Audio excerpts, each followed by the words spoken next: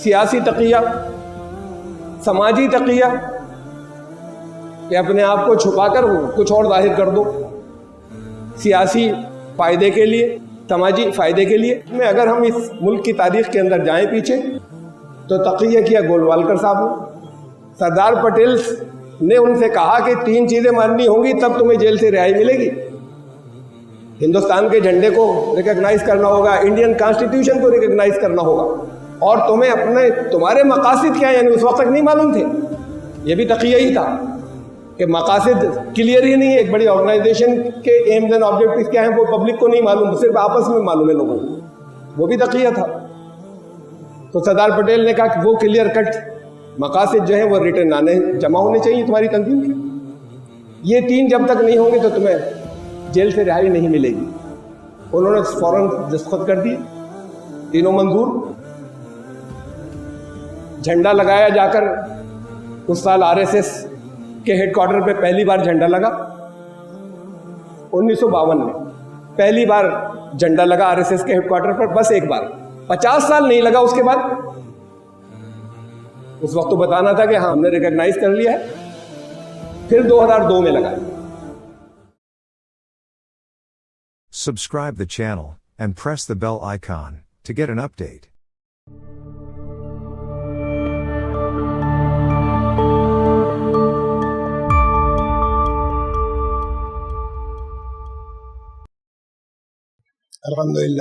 الحمدللہ الذی له حمدا کثیرا کما امر، واشهد ان لا الہ الا اللہ وحدہ لا شریک لہ، واشهد ان سیدنا و نبینا و مولانا محمدا عبدہ و رسولہ۔ برادران کرام، آج کے خطبے کا عنوان ہے تقیہ۔ میں اس موضوع پر خطبے میں نہیں بولتا، اس لیے کہ مسلمانوں کے 2 گروہوں میں اختلافات بہت پرانے زمانے سے چلے آ رہے ہیں۔ کہنا چاہیے جس چیز کو غلط سمجھیں،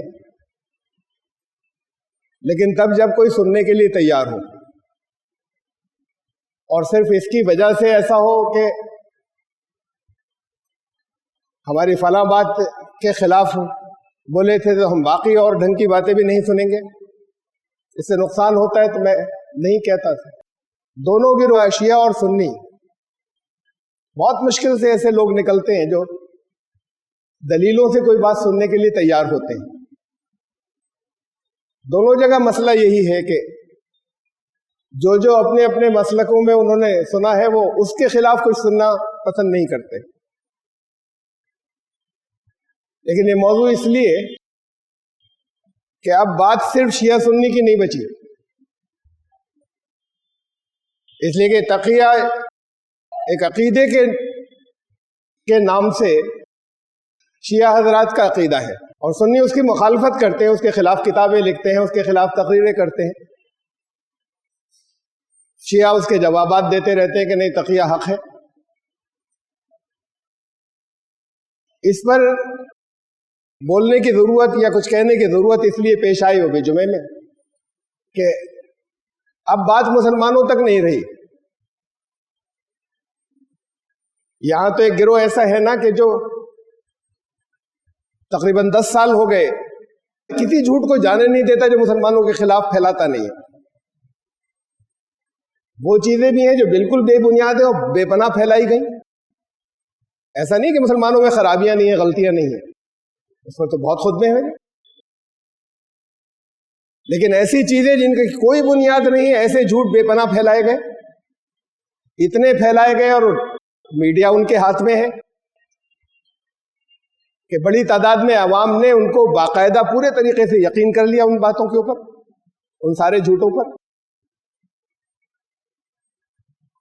اور پھر جہاں پر کوئی کسی ایک چھوٹے سے حصے کی سچ مچ کوئی چیز ایسی مل جائے کہ جو جھوٹ نہیں ہو، کہ ایسی ہو کہ جو قابل اعتراض ہو، اس کا تو بالکل ہی وہ پہاڑ بنا دیتے ہیں۔ ان میں سے ایک یہ ہے، آپ میں سے شاید کم لوگوں کو معلوم ہوگا کہ مسلمانوں کے خلاف جو نفرت پھیلائی جا رہی ہے اس میں ایک حصہ یہ بھی ہے کہ مسلمان تقیہ کرتے ہیں، سارے مسلمان. میں نے آپ کو بتایا کہ یہ تو دو گروہ ہیں, شیعہ سنی. اس میں سے سنی تو تقیہ کے خلاف کتابیں لکھتے ہیں, اور سنی جو ہے وہ 75% ہیں لگ بھگ مسلمانوں میں ان کی تعداد. اور ان میں آپس میں اس کے اوپر بحث مباحثہ چلا رہا ہے کہ نہیں تقیہ غلط ہے. یہ حضرات کہتے ہیں تقیہ دین کا حصہ ہے. تو وہ 25% والی بات لے کر وہ سارے مسلمانوں کے خلاف چلتی ہے. اور ہندوستان میں تو 25% بھی نہیں ہے. بات اصل تو ہندوستان کی ہے نا. تو وہ 10% کی بات کو لے کر وہ 90% کے خلاف پھیلاتے ہیں کہ یہ سب لوگ اسے مانتے ہیں. اور یہاں اس ملک میں رہ کے بہت سی باتیں جو ہے ان کی جھوٹی ہمیں ظاہر کرتے ہیں, اور خفیہ ان کی جو تحریکیں ہیں اور خفیہ ان کے دلوں میں جو کچھ ہے ہندوستان کی اکثریت کے خلاف, اسے یہ ظاہر نہیں کرتے اور اچھے تعلقات رکھنا چاہتے ہیں تقیہ کر کے. یہ بات عام طور سے ہندو مسلمانوں سے نہیں کہتے, دل میں رکھ لیتے ہیں کہ ذرا ہوشیار رہنا ان سے. اس لیے مسلمانوں کو ابھی تک معلوم نہیں عام طور سے زیادہ تر اکثریت کو کہ یہ مسلمانوں کے بارے میں یہ دلوں میں بھر دیا گیا ہے, جبکہ ہندوستان کے 90% مسلمان تو اس کے خلاف ہیں.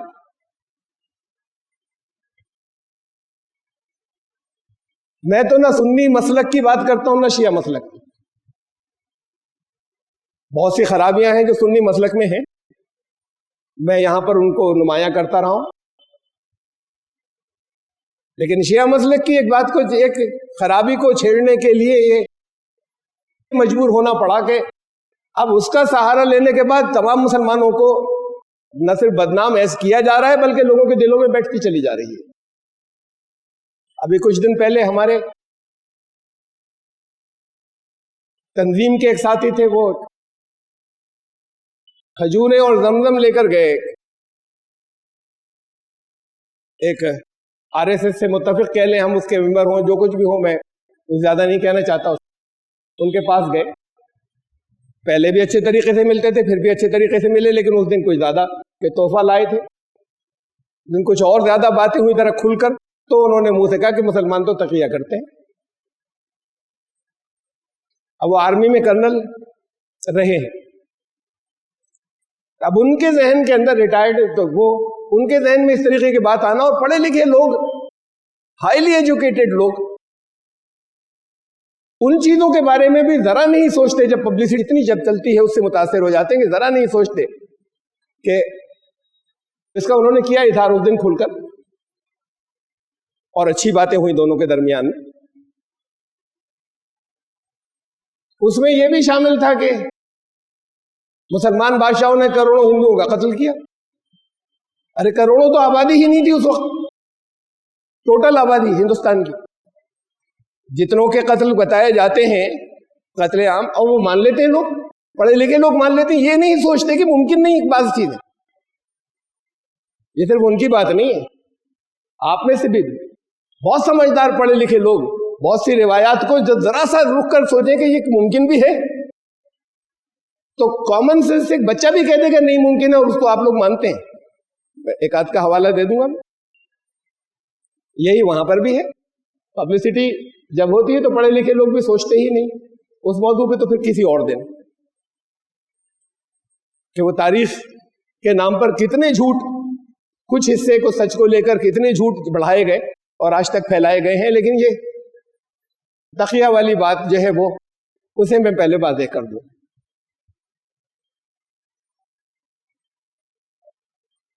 عام طور سے جب وہ ایکسپلین کرتے ہیں دوسروں کے سامنے شیعہ حضرات تقیہ کو, دوسروں میں سنی مسلمان بھی شامل ہیں اور دوسروں میں غیر مسلم بھی شامل ہیں, تو کہتے ہیں یہ تو کسی کی جان کو اگر خطرہ ہو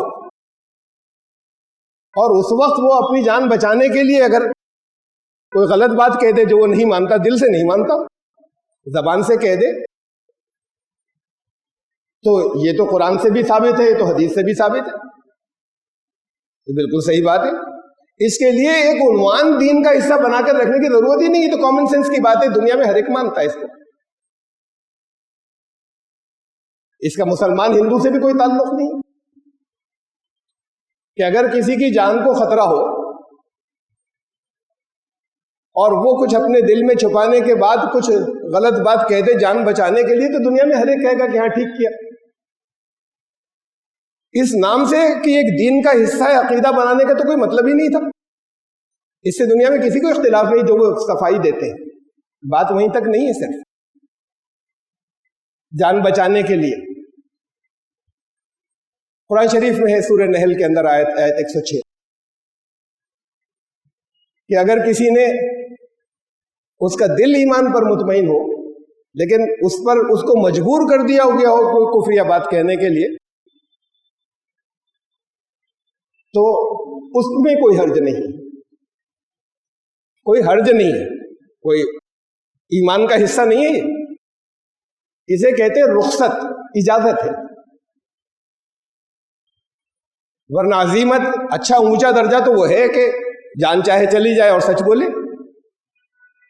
حضرت عمار بن یاسر کی والد والدہ دونوں نے شہادت پائی، انہوں نے تقیہ نہیں کیا اپنی جان بچانے کے لیے، جیسے تقیہ اسی کو کہتے ہیں. شارٹ میں ابھی پہلے ایسے ہی سمجھ لیں، میں کچھ اور تفصیل رکھوں گا. ابھی اتنے ہی حصے کو لے جتنا وہ کہہ رہے کہ دل میں ایمان ہو اور سامنے سے مجبور ہو جائیں کوئی ایسی بات کہنے کو جسے وہ نہیں مانتے. ہاں قرآن نے اجازت دی ہے، یہ رخصت ہے، اجازت. اونچا درجہ تو یہی ہے کہ جان دے دے چاہے، عزیمت کا پہلو تو یہی ہے. حضرت عمار بن یاسر کے والد و والدہ نے شہادت پائی، اپنا ایمان نہیں چھپایا یا کوئی کفریہ بات نہیں کہی. حضرت عمار بن یاسر کو جان سے نہیں مارا گیا لیکن جیتے جی اتنی زبردست تکلیفیں دی گئی، غوطہ ان کے سر کو پانی کے اندر اتنی دیر تک رکھا جاتا تھا کہ وہ تڑپنے لگتے تھے پانی میں ڈبو کر. اس وقت ان سے کہا گیا کہ کوئی کفریہ بات کہو، یہ منہ سے نکل گیا ان کے. جان دینا اتنا مشکل نہیں ہے جتنا یہ ہے کہ اذیت بے پناہ تڑپا دیا جائے کسی کو تو اس وقت وہ برداشت سے باہر ہو جائے اس کے. روتے ہوئے آئے رسول اللہ صلی اللہ علیہ وسلم کے پاس. رسول اللہ صلی اللہ علیہ وسلم نے کہا پھر ایسا موقع ہے تو پھر اجازت. یہ قرآن کا عام اصول ہے. چند اور آیات ایسی لے آتے ہیں کہ اپنے آپ کو بچانے کے لیے تم کسی غلط بات کا اظہار کر سکتے ہو جہاں تمہاری زندگی انتہائی مشکل کے اندر کہیں پھنس جائے، نارمل حالات کے لیے نہیں. وہاں اجازت ہے، ایک عام اصول ہے قرآن کا. فمن اضطر غیر باغ ولا عاد فلا اثم علیہ. جو اضطرار کی حالت میں پھنس گیا، اضطرار کہتے ہیں ایسی بے چینی جو برداشت سے باہر ہو رہی ہو، ایسے حالات جو برداشت سے باہر ہو جا رہے ہوں.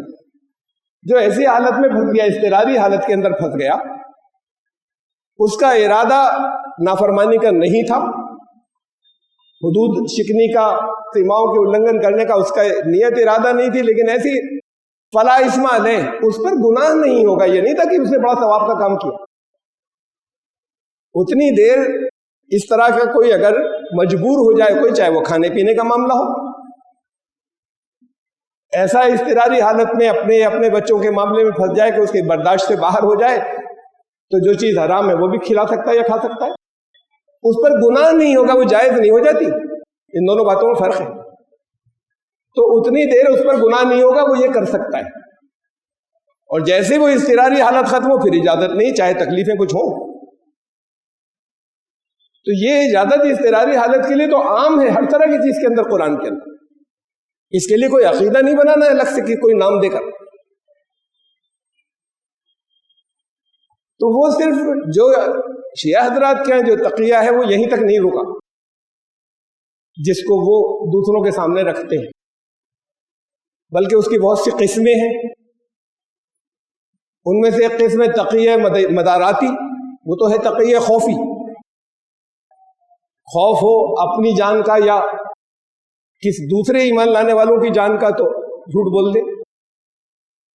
اور پھر ایک ہے تقیہ مداراتی قسموں میں سے. اس میں یہ کہ اچھے تعلقات رکھنے کے لیے ان سے جو تمہارے عقیدے کے نہیں ہیں یا وہ جو تمہاری نظر میں کافر ہیں، اچھے تعلقات رکھنے کے لیے اپنی باتوں کو چھپا لو اور کچھ اور ظاہر کر دو.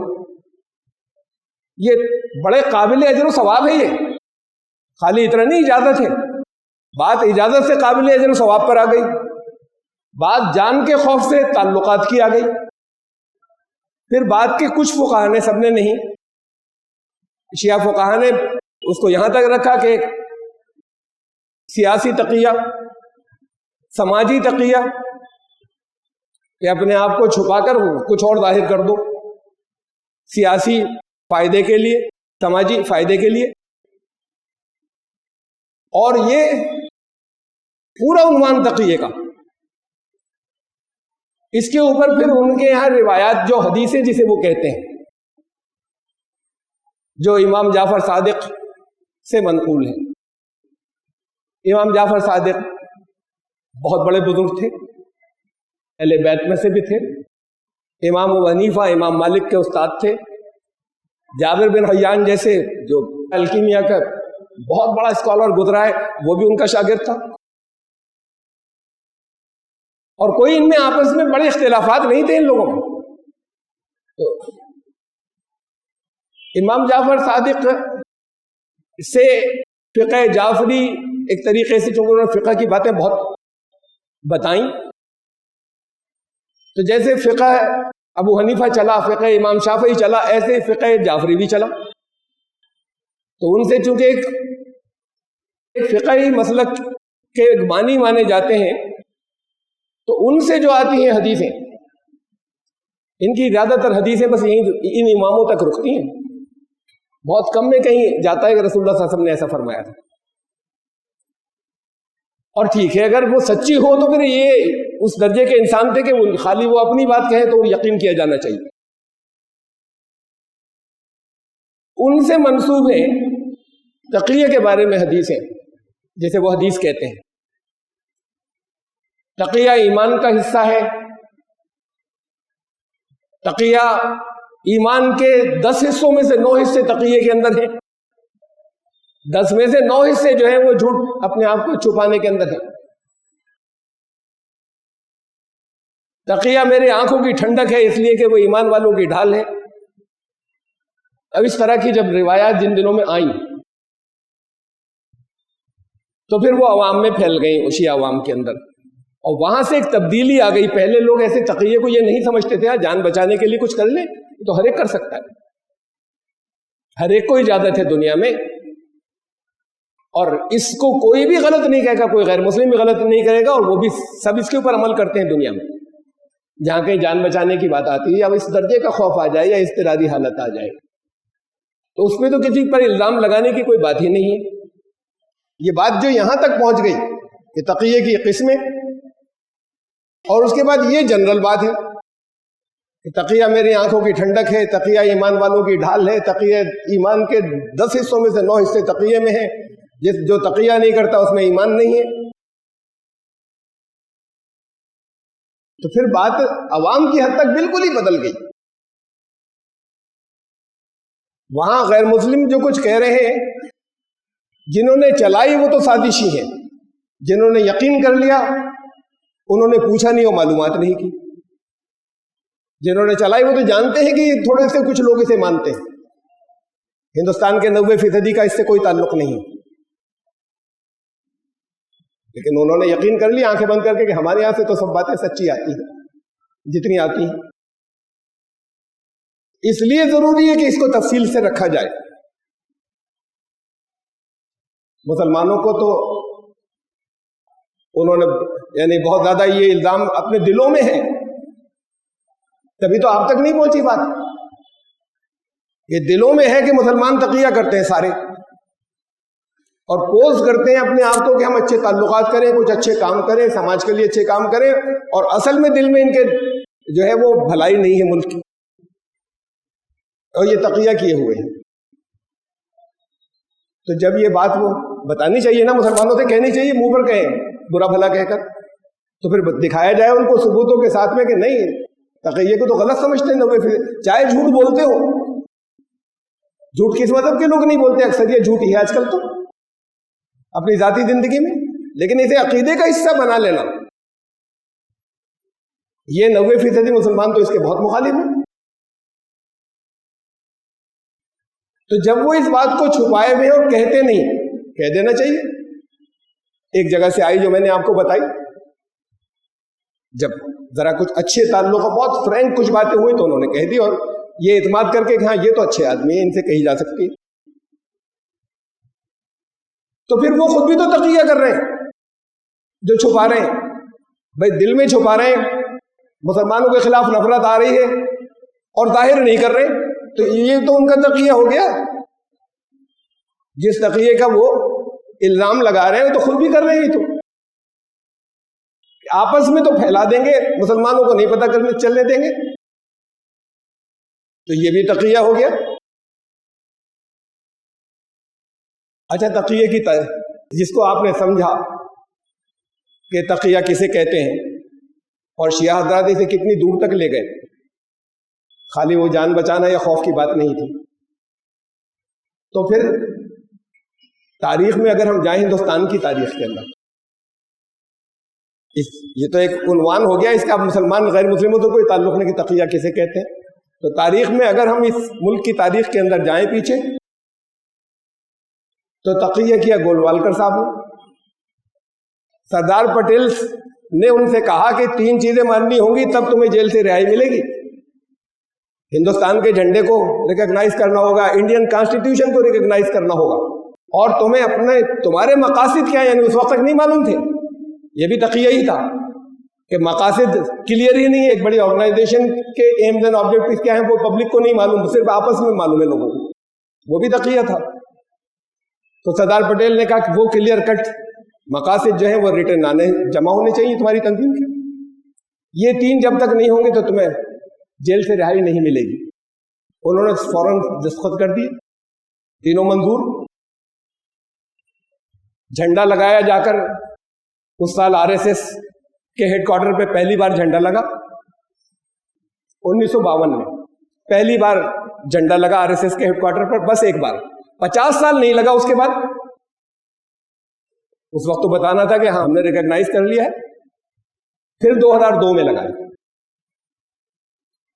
تو تقیہ تھا نہیں تھا یہ. ان کو جھوٹا یقین دلا دو, ہم مانتے کچھ اور ہیں, کرتے رہیں گے وہ. اس کا مطلب یہ وہ کانسٹیٹیوشن جو کچھ وہ لائے سامنے سے تنظیم کی اپنی بنا کر, وہ بھی تقیہ ہے. ایک چیز سے معلوم ہو گیا, انڈین کانسٹیٹیوشن کو نہیں کرتے پورے طریقے سے ریکگنائز, وہاں سائن کر دیے, یہ بھی تقیہ تھا. جھنڈے کی حد تک تو کلیئر ہو کر آ گئی تھی انڈین فلیگ کے, ترنگے کے. تو تقیہ تو انہوں نے کیا تھا. تقیہ ساورکر نے کیا تھا, جن کے ساتھ ویر لفظ بھی وہ لگاتے ہیں. انگریزوں کی قید میں, ہاں اس سے پہلے ان کے ہیں کچھ وہ چیزیں کہ جس کے اندر انہوں نے انگریزوں کے مفادات پہ حملے کیے تھے, پھر قید میں چلے گئے تھے. قید سے چھوٹنے کے لیے انہوں نے وفاداری کا حلف نامہ دے دیا, چھوٹ گئے اور رہے, مطلب ظاہری طور پر رہے وفادار. پھر کوئی چیز ایسی نہیں ملتی کہ ان کی زندگی کے اندر کہ انہوں نے ان کے خلاف کوئی خفیہ کارروائیاں کی, آخر تک رہے وہ اس کے اوپر قائم جو انہوں نے لکھ کر دے دیا تھا انگریزوں کو. تو انہوں نے تقیہ کیا تھا ساورکر نے. اگر تقیہ اسے کہتے ہیں تو تقیہ تو ان کے اسے یہ اپنا بڑا مانتے ہیں, انہوں نے کیا تھا. شاید آج تک کرتے چلے آ رہے ہوں ان چیزوں کے اوپر. گولوالکر صاحب نے ایک کتاب لکھی, وی اور نیشن ہوڈ ڈیفائنڈ.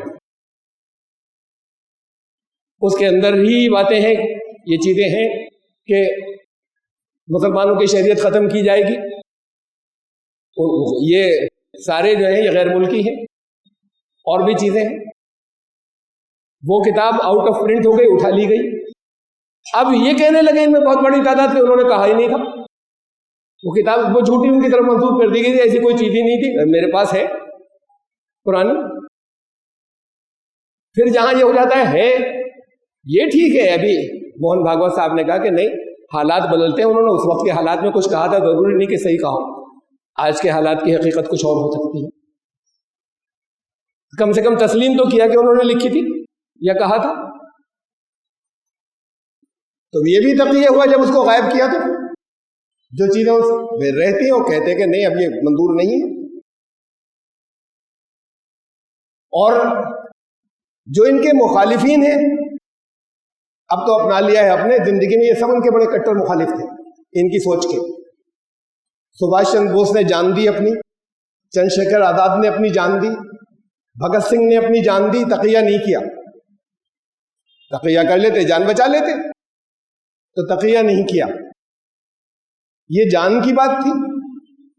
گاندھی جی نے عدم تعاون، نان کوآپریشن موومنٹ چلایا تو کھل کر چلایا نا، تقیہ نہیں کیا. اس کے نتیجے میں جیل بھی ہوئی، اور اس کے نتیجے میں وہ ایک کلپریٹ یا دشمن کے لیڈر رہے، وہ تقیہ نہیں کیا.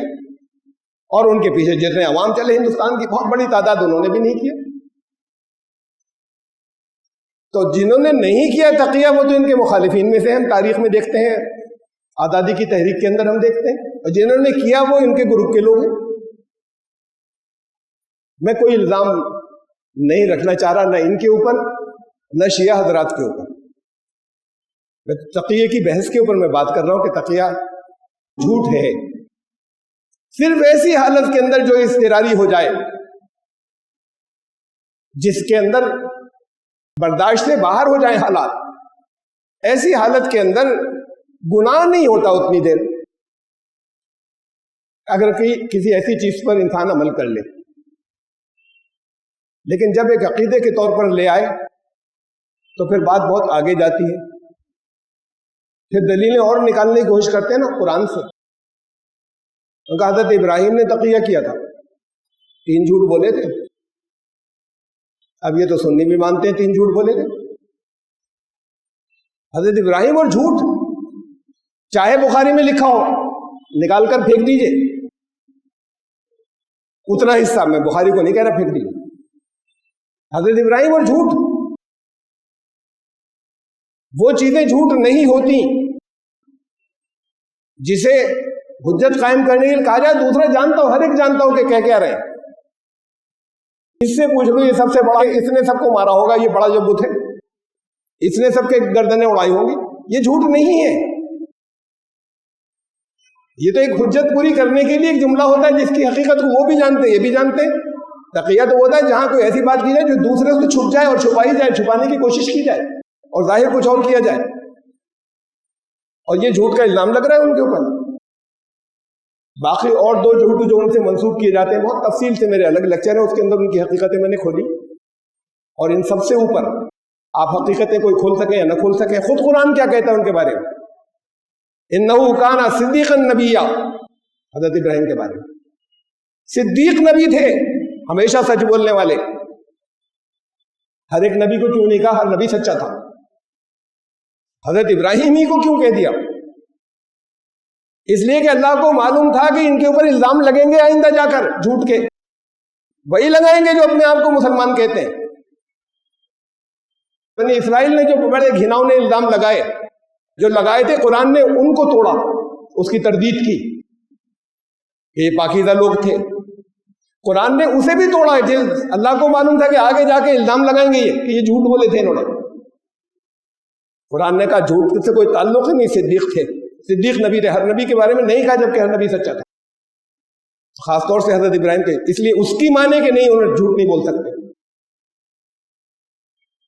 ان روایات کا کیا مطلب ہے؟ اگر آپ مطلب نہیں سمجھ سکے تو کہ یہ جھوٹ ہی ہے، یا اس کا مطلب یہ جھوٹ ہوتا ہی نہیں جو کچھ کیا تھا انہوں نے، یا اسے ایسے سمجھ لیجیے کہ وہاں میدان حشر میں لوگ جائیں گے حضرت آدم کے پاس، وہ کہیں گے میں تو نہیں کر سکتا. لوگ بڑے گھبرائے ہوئے ہوں گے، کچھ سفارش کر دیجیے اللہ کے. اللہ کے ایسے سفارش چلے گی نہیں. بہرحال حضرت آدم کہیں گے میں تو نہیں کر سکتا، میں نے وہاں نافرمانی کی تھی اللہ کی. ارے زمین پر آنے کے بعد سے نبی ہیں، کوئی نافرمانی نہیں ہے. وہاں کا ایک حصہ جو ہے ان کا، میں نے ایک دفعہ نافرمانی کی تھی، میرا کردار تو داغدار ہو گیا. حضرت نوح کے پاس جاؤ تم لوگ، نوح کے پاس جائیں گے، حضرت نوح کے پاس، وہ کہیں گے میں تو نہیں کر سکتا یہ، اس لیے کہ میں نے اپنے بیٹے کی سفارش کی تھی اللہ سے، اور اللہ نے کہا کہ لیسا من اہلک، وہ نہیں ہے تمہارے گھر کا، وہ غیر صالح عمل ہے، وہ تم ایسی بات کا سوال کر رہے ہو جس کا تمہیں علم نہیں ہے. حضرت نوح نے فوراً توبہ کر لی، جب علم نہیں تھا تو فوراً توبہ کر لی جیسے اللہ نے یہ کہا۔ تو پھر کیسا جھوٹ جس چیز کا انسان کو علم نہیں ہو اگر کہی تھی؟ بہرحال انہوں نے کہا میں تو نہیں کر سکتا۔ حضرت ابراہیم کے پاس پہنچیں گے، حضرت ابراہیم کہیں گے میں 3 بار جھوٹ بول چکا ہوں، میں کیسے کر دوں؟ قرآن کہتا ہے تم اپنے باپ ابراہیم کی ملت پر ہو، محمد صلی اللہ علیہ وسلم کو کہتا ہے تم ابراہیم کی ملت پر ہو، جھوٹوں کی ملت پر۔ یعنی وہ کلچر وہ تھا کہ جان چلی جائے اللہ کے حکم کی، چاہے بیٹے کو اپنے ہاتھ سے ذبح کرنا پڑے اگر یہی سمجھا تھا، چاہے بیوی کو کسی ایسی جگہ پر چھوڑنا ہو جہاں یقینی زندگی چلی جائے گی، لیکن اللہ کی محبت کے آگے کچھ نہیں، ان کو جان کی کہاں پرواہ تھی، اور انہوں نے جھوٹ بول دیا۔ یہ عقیدہ تو سنیوں کے یہاں بھی ہے، بخاری میں ہے، تو اس کا بھی حوالہ دیتے ہیں، صحابہ کہف کا دیکھیے انہوں نے جھوٹ بولا تھا، قرآن تو ان کی تعریف کرتا ہے، کہاں جھوٹ بولا تھا بھائی، کس جگہ ہے گڑلائے خود تم؟ وہ تو جھوٹ بولنے کے بجائے انہوں نے غار میں پناہ لی تھی، جھوٹ تو وہ نہیں بولتے، مارے جاتے چاہے، لیکن شرک تھا وہاں پر جو چاروں طرف، اور تھوڑے سے کچھ نوجوان تھے، انقلابی نوجوان تھے، لیکن چونکہ وہ چند تھے تو سارے ماحول میں ان کو قتل کر دیا جاتا، اس سے وہ جا کر چھپ گئے تھے غار کے اندر، وہاں چھپے رہے، یہ تسلیم نہیں کیا انہوں نے، وہاں ہوتے تو مارے جاتے ہو، لیکن انہوں نے کسی جگہ کسی غلط چیز پر عمل نہیں کیا۔ امام جعفر صادق سے منسوب کرتے ہیں کہ تقیہ میرے آباء و اجداد کا دین ہے۔ استغفر اللہ، آباء و اجداد کا دین کون ہے؟ آباء و اجداد رسول اللہ صلی اللہ علیہ وسلم، حضرت ابوبکر، ان کے آباء و اجداد میں سے حضرت امام جعفر صادق، یعنی رسول اللہ صلی اللہ علیہ وسلم نے بھی خوب جھوٹ بولے ہوں گے، استغفر اللہ، ان کے آباء و اجداد کا دین ہے۔ کتنی مظالم ہوئے اور کتنی زیادہ تکلیفوں سے گزرے مکے کے اندر، سب جانتے ہیں۔ ان تکلیفوں میں حضرت عمار بن یاسر کو ایک بار اجازت دے دی، اس حالات کے اندر کوئی حرج نہیں، کوئی بات نہیں جو تمہاری زبان سے نکلا۔ باقی سب کے اوپر کیا گزری، کیا حضرت بلال نے تقیہ کیا، کیا خباب نے تقیہ کیا، باقی جتنے تھے ان میں سے کس نے کیا؟ اگر تقیہ بڑے ثواب کی چیز تھی، کیا رسول اللہ صلی اللہ علیہ وسلم نے کیا؟ جب طائف میں پتھر مارے گئے، نہیں میں تو غلط آ گیا تھا، ایسی کہنے آ گیا تھا، وہ بات غلط تھی، تقیہ کر کے بچ جاتے۔ تقیے سے حق پر قائم رہے، شہادتیں دیں، بے پناہ تکلیفیں اٹھائیں، دور اول تو پورا یہی بتا رہا ہے، صرف اس ایک کیس کے علاوہ جس میں رسول اللہ صلی اللہ علیہ وسلم نے اجازت دے دی تھی، یعنی کہ اجر ثواب کا کام لازم ہے، دین کا حصہ ہے، دین کے 10 میں سے 9 حصے اسی کے اندر ہیں۔ یہ مجبور کیوں ہو گئی اس عقیدے کو لانے میں؟ ذرا سا اسے بھی سمجھ لیں۔ جب اس کا تذکرہ ہے وہ جواب تو میں دے چکا ہوں ان لوگوں کو، ہمارے ان بھائیوں کو جو غیر مسلم بھائی ہیں، کہ جھوٹ پھیلایا جا رہا ہے سب کا نام لے کر، لیکن جب یہ موضوع آیا تو اسے بھی سمجھ لیں کہ یہ کیوں گڑ لی گئی، جسے وہ احادیث کہتے ہیں۔ ہمارے یہاں آپ کے جو سنی فقیہ تھے، فقہ کے اسکالر، امام ابو حنیفہ، امام مالک، امام شافعی، امام احمد بن حنبل، یہ بہت پہلے کے دور کے ہیں۔ اس میں امام ابو حنیفہ، امام شافعی اور امام ابو حنیفہ، امام مالک اور امام ابو جعفر صادق، یہ ایک ساتھ کے، بالکل ایک ہی دور کے۔ اور پھر تھوڑے سے کچھ دنوں کے بعد ہی انہی کی زندگی کے اندر امام شافعی ہیں، امام احمد بن حنبل ہیں۔ بات کو ان سے تقریباً 100 سال بعد شروع ہوتا ہے یہ حدیثوں کا سلسلہ، ان فقہا سے۔ امام بخاری یہ رسول اللہ صلی اللہ علیہ وسلم سے تقریباً 200 سال بعد یہ ان کا سلسلہ شروع ہوتا ہے، محدثین جو کہلاتے ہیں۔ اس میں بخاری، مسلم، ابو داؤد، ترمذی، نسائی، ابن ماجہ، انہیں مانا جاتا ہے کہ یہ سب سے صحیح مجموعے ہیں جو 200 سال بعد شروع۔ اس میں اتنی غلطیاں کیوں ہیں؟ اندھے ہو کر اپنے اپنے مسلک کے اوپر جمے رہ کر جو ہمارے تو بڑے یہ کہتے ہیں آپ مانتے چلے جائیے، مانیے، جیسے میں انہیں کہہ رہا ہوں ایسے آپ کو کہتا ہوں، آپ میں سے ان لوگوں کو یہ ماننے کی باتیں ہیں، پھاڑ کر پھینک دینے کی بات اس میں سے بہت۔ کہ رسول اللہ صلی اللہ علیہ وسلم نے ایک عورت کو بلایا ایک باغ میں پیچھے بستی کے باہر، جونیاں کہلاتی تھی، جن کو ساتھ لے کے گئے تھے ان کو تو باہر چھوڑ دیا، خود گئے اس کے پاس. میں بخاری کی سنا رہا ہوں آپ کو. ان کے پاس خود گئے، اس نے ہاتھ جھڑک دیا اور اس نے کہا میں بڑے اونچے خاندان کی، تم بازاری. رسول اللہ صلی اللہ علیہ وسلم کو اسے چھوڑیے کہ وہ کیسے ہوا، کوئی بازاری کہہ سکتا تھا؟ ارے خاندان میں بھی سب سے اونچے تھے اور وہاں پر سب کے امام تھے، انہیں بازاری کوئی کہہ سکتا تھا؟ کسی بھی قبیلے کا کوئی ہو کہہ ہی نہیں سکتا تھا. تو پھر رسول اللہ صلی اللہ علیہ وسلم نے جانے دیا اسے، کچھ تحفے وحفے دے کر آ گئے. استغفر اللہ. کہا جاتا ہے اب اس کی لیپا پوتی کرتے ہیں، اس سے بھی نکاح کیا تھا. نکاح ایسے ہوتا ہے خاموشی سے کسی جگہ دور بستی کے باہر بلا کر؟ نکاح کا اعلان ضروری ہے. پھر اس کی یہ باتیں باہر کیسے آئیں؟ کوئی صحابی تو تھا نہیں وہاں. حضور صلی اللہ علیہ وسلم سے کیا انہوں نے بتایا کہ یہ سب ہوا تھا؟ تو پھر یہ جو راوی ہیں یہ کیا بتا رہے ہیں، کہاں سے لا رہے ہیں؟ باہر چھوڑ دیا تھا کسی کو، جو ساتھ میں گئے تھے انہیں چھوڑ دیا تھا باہر. تفصیل تو کسی کو معلوم نہیں کہاں سے آ رہی ہے یہ، جب کوئی تھا ہی نہیں. کلیئر کٹ جھوٹ ہے سارے. لوگ نہیں سوچتے، مان لیتے ہیں. اتنی خطرناک باتیں کہ نہیں اس کی ہر چیز سچی ہے. میں نہیں کہہ رہا سب غلط ہے، ہمارے دین کی بنیاد ہے اس کے اندر جو بہت سی چیزیں ہیں. وہ لوگ جو کہتے ہیں اس کے اندر ہر چیز اٹھا کر پھینک دی جائے وہ غلط ہے، ان چیزوں کی وجہ سے حقیقت سے صحیح راستے سے ہٹے ہوئے ہیں. لیکن حضرت عائشہ کے اوپر ایک الزام لگا، جھوٹا الزام خوب پھیلایا گیا. جب قرآن نازل ہوا ان کی برات کے اندر تو قرآن نے کہا تم لوگوں نے یہ تحقیق کے چکر میں کیوں پڑے، تم لوگوں نے سنتے ہی یہ کیوں نہیں کہہ دیا کہ جھوٹ ہے.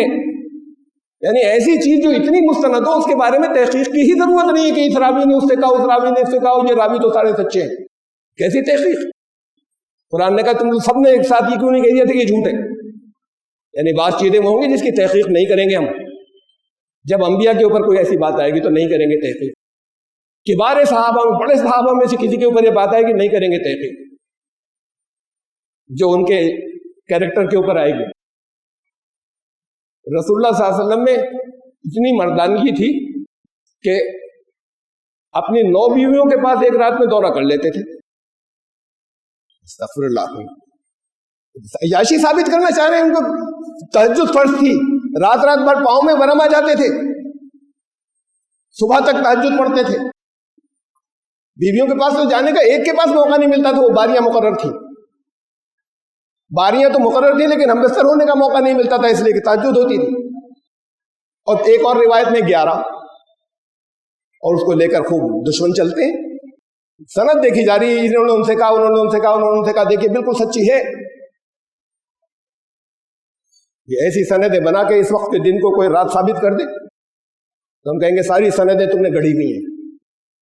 بات جو گڑھی ہے اس کے لیے سندیں بھی گڑھ لی ہیں تم نے. یہ تو حضور کے بارے میں کہا، حضرت سلیمان کے معاملے میں اور آگے چلے گئے. حضرت سلیمان نے ایک دن یہ شیخی بغاری استغفر اللہ کہ میں اپنی 100 بیویوں کے پاس آج جاؤں گا آج رات میں. ارے یقین کرنے والوں کا دماغ الٹ گیا کیا؟ گنتی تو لگائیے 100 کی، 15-20 منٹ بھی ایک کے پاس، یعنی ایسے نہیں چلے جائیں گے. ہر ایک سے ایک بچہ پیدا ہوگا، یعنی پوری ہم بستری ہوگی ہر ایک کے ساتھ. اور ایک رات کی بات ہے، ہر ایک سے ایک بچہ پیدا ہوگا، مجاہد نکلے گا. تو اللہ نے پھر ان کی اس بات کی سزا یہ دی. انشاءاللہ نہیں کہا تھا کہ ایک بھی نہیں پیدا ہوا، 99 سے ایک پیدا ہوا، وہ بھی عجیب الخلقت تھا جو نارمل انسان نہیں تھا.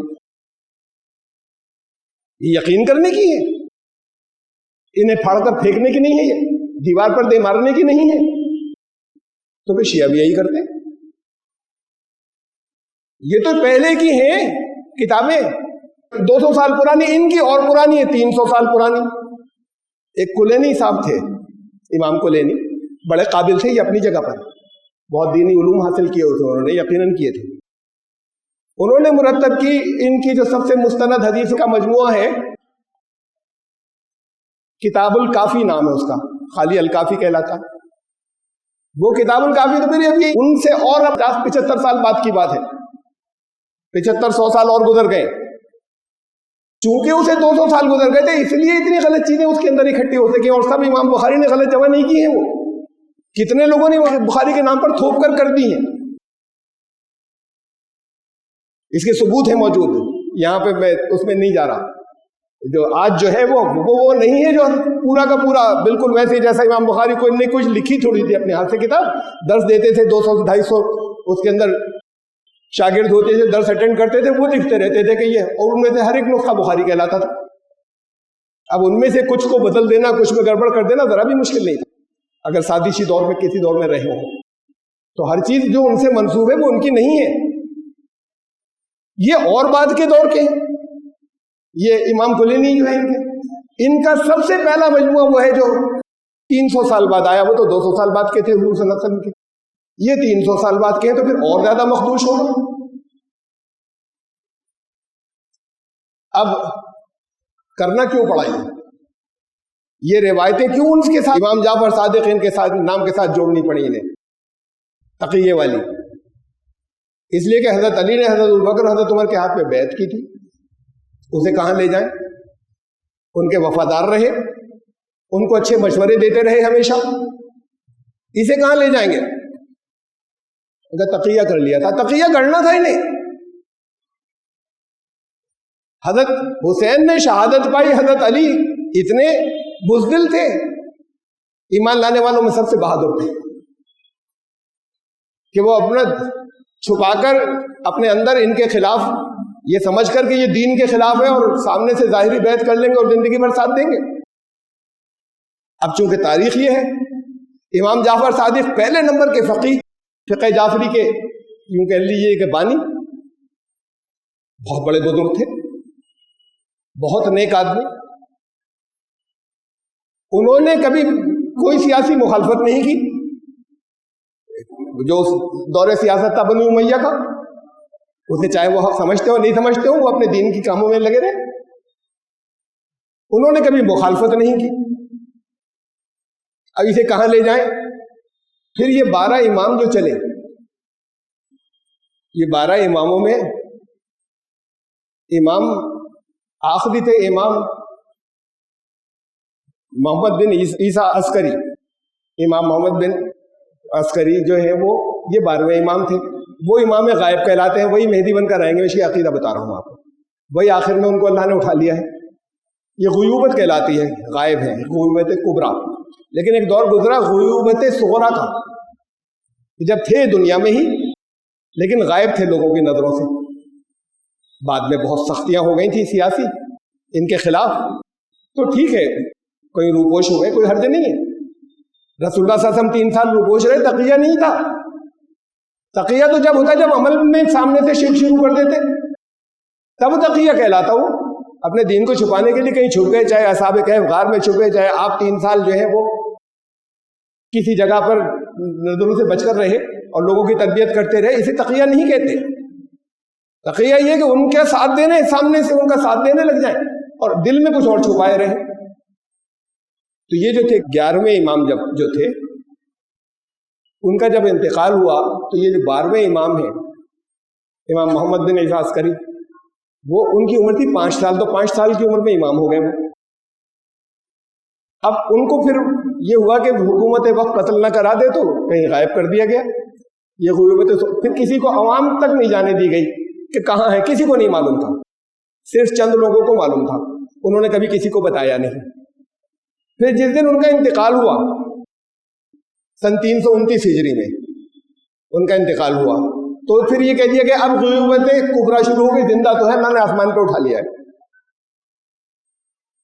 اس پیریڈ، اس درمیان کا جو پیریڈ ہے سن 255 ہجری سے لے کے 229، یہ جو 59 یا 69 سال ہے، یہ ہے غیوبت صغریٰ کے غائب رہے لوگوں کی نظروں سے۔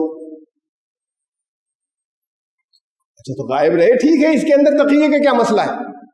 لیکن امام جعفر صادق کے طرز عمل کے انہوں نے مخالفت نہیں کی، اور حضرت علی کا، حضرت حسن کا کہ انہوں نے شر سے بچنے کے لیے معاہدہ کر لیا امیر معاویہ سے، اب ان چیزوں کو کہاں لے کر جائیں جب یہ مانتے ہیں کہ یہ سب تو کافر ہو گئے تھے؟ تو وہ اس لیے تقیہ ان کے یہاں لازم ہو گیا. تقیہ بڑے اجر و ثواب کا کام ہوا. تقیہ ایک عقیدہ کی طور پر داخل ہو گیا, اور یہ نہیں تھا عقیدہ شروع سے. اہل بیت کا یہ عقیدہ نہیں تھا. یہ عقیدہ وجود میں آیا یہی جو غیوبت کبریٰ کہلاتی ہے اس کے بعد سے. امام کلینی کا دور ایگزیکٹلی وہی تھا جو آخری 12ویں امام کا کہلاتا ہے جب تک وہ حیات رہے. 329 میں کہا گیا ہے کہ ان کو اللہ نے اٹھا لیا زندہ. 329 میں ان کا انتقال ہوا امام کلینی کا, جنہوں نے یہ الکافی لکھی ہے ان کی حدیثوں کو پہلا مجموعہ, اس کے بعد دوسرا تیسرا چوتھا اور بعد کے ہیں. یہ تو سب سے بڑا معتبر تو یہ ہے. تو کتنی اس کے اندر خرافات ان کے نام سے جو ہیں وہ ڈال دی گئی. اس دور میں امام جعفر صادق کے دور میں جب حضرت امام حنیفہ ان کے درس میں آ رہے ہیں, ایک ہی عمر کے لوگ ہیں, بچے نہیں تھے وہ, تقریباً 1-2 سال کے فرق سے پیدا ہوئے تھے, بلکہ 3 سال چھوٹے تھے امام جعفر صادق امام حنیفہ تھے. امام حنیفہ ان کے درس میں آ رہے ہیں, امام مالک ان کے درس میں آ رہے ہیں. تو ان میں کوئی اختلافات نہیں تھے, عقائد کے اختلافات. بعض مسائل کے اوپر تفہیم الگ ہو سکتی ہے, لیکن کوئی عقائد میں اس دور کے اندر یہ چیزیں نہیں تھیں. جو سیاست تھی جن لوگوں کے ہاتھوں میں تھی, ان میں اور ان میں ٹکراؤ تو تھا اندر اندر. لیکن مسلمانوں کے علماء کے گروہ جیسے کہا جائے یہ سنی علماء یا شیعہ علماء, ان کے اندر کوئی کسی طرح کے اختلافات نہیں تھے بنیادی آپس میں. یہ سب ایک دوسرے سے ملتے تھے, ایک دوسرے کے لیے اچھی وشت رکھتے تھے, ایک دوسرے سے علم لیتے تھے. یہ عقیدہ گڑھا گیا بات کو. یہ غیوبت کبریٰ کے بعد اس دور کی ان کی یہ کتاب ہے الکافی, ہے ان کے ہم عمر, اسی سال کے اندر ان کا انتقال ہوا ہے. سن 300 ہجری کے بعد کی لکھی گئی کتاب, اس میں یہ ساری چیزیں جو ہیں یہ بہت سی موجود ہیں کہ امام جعفر صادق سے منسوب کر کے. ارے امام حنیفہ نے کوڑے کھائے, جیل گئے خلیفہ منصور کے زمانے میں. امام احمد بن حنبل نے کوڑے کھائے, جیل گئے. تقیہ نہیں کیا جسے یہ تقیہ کہتے ہیں. امام جعفر صادق جو ہے وہ تقیہ کیے بیٹھے تھے. اگر ایسی بات تھی تو وہ بھی جیل جا سکتے تھے. امام حنیفہ میں ہمت تھی جیل جانے کی, کوڑے کھانے کی. امام احمد بن حنبل میں ہمت تھی جیل جانے کوڑے کھانے کی, امام جعفر صادق میں نہیں تھی. ہزاروں لوگ ان کے درس میں شریک ہوتے تھے ہر طرح کے مسلک کے. تو وہ اپنی بات کھل کر کہتے تھے. ہاں, حکومت ان پر ہاتھ نہیں ڈال پاتی تھی. اچھا, اور بات کو آئے ہیں, چونکہ منسوب تو وہاں سے کر رہے ہیں. امام جعفر صادق نے کہا کہ تقیہ میرا دین ہے, میرے آباء و اجداد کا دین ہے. دین کے 10 حصوں میں سے 9 حصے تقیہ میں ہے. جس نے تقیہ نہیں کیا اس کا دین ہی نہیں ہے. تو پھر یہ باقی امام بھی مانتے ہوں گے نا. وہ امام جعفر صادق چھٹے امام تھے ان کے. 7ویں امام کا حال سنیے. امام موسیٰ کاظم یہ ہارون رشید کے زمانے میں تھے. ان کے صاحبزادے حضرت امام جعفر صادق تھے. ہارون رشید کٹر مخالف تھا ان کا. ہارون رشید نے جیل میں ڈال دیا, کئی سال جیل میں رہے. امام موسیٰ کاظم تقیہ نہیں کیا. ان کے والد تو کہہ رہے ہیں کہ تقیہ کے 9 حصے جو ہیں وہ دین میں ہیں, تقیہ جو نہیں کہے وہ ہم میں سے نہیں. اور ان کے صاحبزادے جو ہیں وہ اتنے سال جیل میں گزار رہے ہیں, تقیہ نہیں کیا. کمپرومائز کر لیتے ہارون رشید سے, تو انہوں نے تو تقیہ نہیں کیا. والد سے حدیث منسوب ہے. پھر ان کے صاحبزادے امام موسیٰ کاظم کے صاحبزادے مامون کی حکومت آ گئی. ہارون رشید کے بعد اس کے بڑے بیٹے, پھر دوسرے بیٹے مامون رشید کے پاس جب حکومت آئی, اس دور میں ان کے صاحبزادے تھے امام موسیٰ کاظم کے 7ویں امام. ان کے صاحبزادے امام علی رضا, اس نے وہ ان کا بہت اہل بیت یا ان لوگوں کا بہت معتقد تھا. اس نے اعلان کیا کہ میرے بعد یہ خلیفہ ہوں گے, یعنی ولی عہد ڈکلیئر کر دیا امام علی رضا کو. تو پھر تقیہ اب تو اسی فیملی کے ہو گئے نا. اتفاق سے امام علی رضا کا انتقال پہلے ہو گیا, مامون ابو زندہ تھا, تو اس نے یہ ختم ہو گئی ولی عہدی. لیکن امام علی رضا کے صاحبزادے امام جواد سے اپنی بیٹی کی شادی کا نکاح کیا اس نے. تقیہ اگر دین ہے, چھپانا اگر دین ہے, یہ تو اب خاندان میں ہے. بیٹے اپنے بیٹے سے نکاح کیا ہے, تو یہ 2 خلیفہ جو ہیں جن کو ایک کو اپنا ولی عہد نامزد کیا تھا اور دوسرے ان کے بعد والے امام جواد, ان سے اپنی بیٹی کا نکاح کیا اس نے. تو کیسی تقیہ, کس تقیہ کی ضرورت ہے؟ سب چیزیں تو وہ مانتے تھے, وہ کھلی ہوئی بات تھی. ہاں, اس کے بعد پھر مخالفت کا دور آیا, معتصم باللہ وغیرہ. تو یہ تو ساری عمارت ڈھہ جاتی ہے. یعنی کیا نہیں ان لوگوں نے, ان بزرگوں نے نہیں کیا, اور ان کے ساتھ میں کردار وہ حضرت علی کا ثابت کرنے کے لیے وہ تقیے کا عقیدہ بنانا ضروری ہے. اگر اور صرف اسی لیے اصل میں شیعہ سنی اتحاد ممکن ہی نہیں ہے قیامت تک, چاہے جتنے ڈائیلاگز ہو جائیں, اس لیے کہ ان کے یہاں یہ بتایا جاتا ہے تقیہ مداراتی کے اندر کہ ان کے پیچھے جا کے نماز پڑھنا, دوہرا لینا, تو جگہ جگہ پڑھتے رہے. ہم نے بھی جا کے پڑھی ہے شیعہ اماموں کے پیچھے نماز, ہم نے نہیں دہرائی. ہمیں یقین نہیں ہے, پتہ نہیں, ہم نہیں کہہ رہے کہ دہرائی تھی, جو نہیں جانتے اسے کیسے کہہ دیں, لیکن ہمیں یقین نہیں ہے کہ جب انہوں نے پڑھی تو انہوں نے جا کے دہرائی نہیں. ہمیں پتہ نہیں, اطمینان نہیں ہے دل کا. تو پھر کیسے ڈائیلاگ ہو جب اسی تقیہ مداراتی کہتے ہیں کہ تم چھپا لینا اپنی بات کو, تو پھر کیسے آپس میں تعلقات ٹھیک ہو, جب کیسے آپس کی چیزیں کے ساتھ, ہاں انہوں نے مان لیا اور تقیہ کیا ہوا انہوں نے.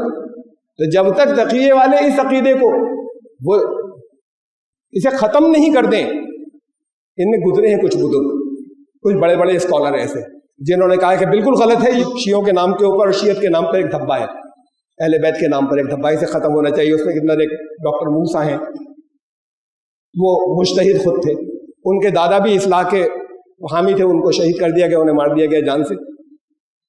تو اس دور میں قم میں, ان کے دور میں قم اور بغداد میں جتنی باتیں عوام میں پھیلی ہوئی تھی وہ لے کر انہوں نے روایت اکٹھی کر دی ہیں اور ان کو امام جعفر صادق سے منسوب کر دیا. یہ حقیقت تقیہ کی ہے. اس سے بہرحال ان کو ہٹنا چاہیے. نہیں ہٹ رہے بات الگ ہے, لیکن دین کے اندر تو سچ کے علاوہ, سچ کے سوا کچھ نہیں. محمد رسول اللہ صلی اللہ علیہ وسلم کا لقب پڑا صادق الامین, ہر حالت میں سچے. خوبیاں تو بہت تھی, لقب یہ پڑا اس لیے کہ یہ سب سے زیادہ نمایاں ان کی خوبی تھی, سچ بولنا. جو ہمیشہ سچا نہیں ہو اس پر وحی نازل نہیں ہو سکتی, پتہ نہیں کب گڑبڑ کر دے کچھ اس کے اندر. تو جو سچا نہیں ہو اس میں کبھی وحی کا نزول نہیں ہو سکتا. ولا تقولوا, کبھی سچ کے سوا مت کہنا کچھ. ہم سے تو قرآن نے یہ کہا کہ تمہاری گواہیاں دی. یہ گواہی کا مطلب لوگوں کو دین بتانا, لوگوں کے سامنے اظہار کرنا کہ تم کیا مانتے ہو, کیا کہتے ہو. کونوا قوامین للہ شہداء بالقسط, اس عدل سے کبھی مت ہٹنا. اپنی سچی گواہیاں ہونی چاہیے ہمیشہ, اس کے اندر کبھی غلطی نہیں ہو, چاہے تمہارے اپنوں کے خلاف. چاہے قرآن کہتا ہے, وہ کہتے ہیں دوسروں کے بچانے کے لیے کر لینا تقیہ, قرآن کہتا ہے چاہے دوسروں کے خلاف جاری ہو تمہاری گواہی, گواہی سچی ہونی چاہیے. تو جس دین کی بنیاد سچ کے اوپر ہے, اگر سچ کے اوپر وہ ہمیشہ سچ نہیں بولتے ہو اور بنیاد سچ پر نہیں رہو, تو پھر نہیں کہہ سکتے کہ کتنی باتیں کس نے کیا کیا ملا دی اس کے اندر, قرآن کے اندر. تو جس کی بنیاد سچ پر ہو اس کے بارے میں یہ مشہور کیا جانے لگے کہ یہ لوگ تقیہ کرتے ہیں. یہ چل رہا ہے.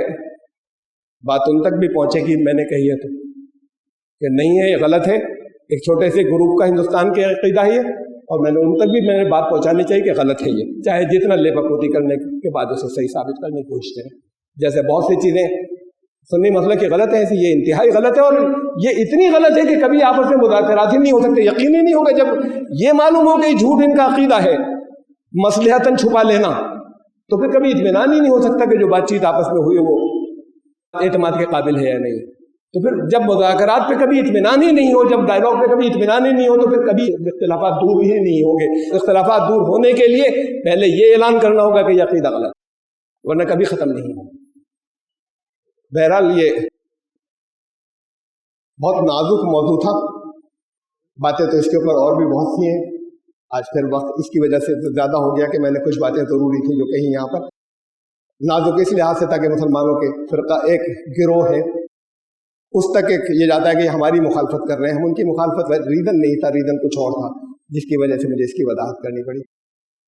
اللہ تعالیٰ انہیں سچ پر رہنے کی توفیق عطا فرمائے, ہر ایک کو سچ پر رہنے کی توفیق عطا فرمائے. بارک اللہ لنا و فیکم. قرآن العظیم انہ تعالی جواد الکریم.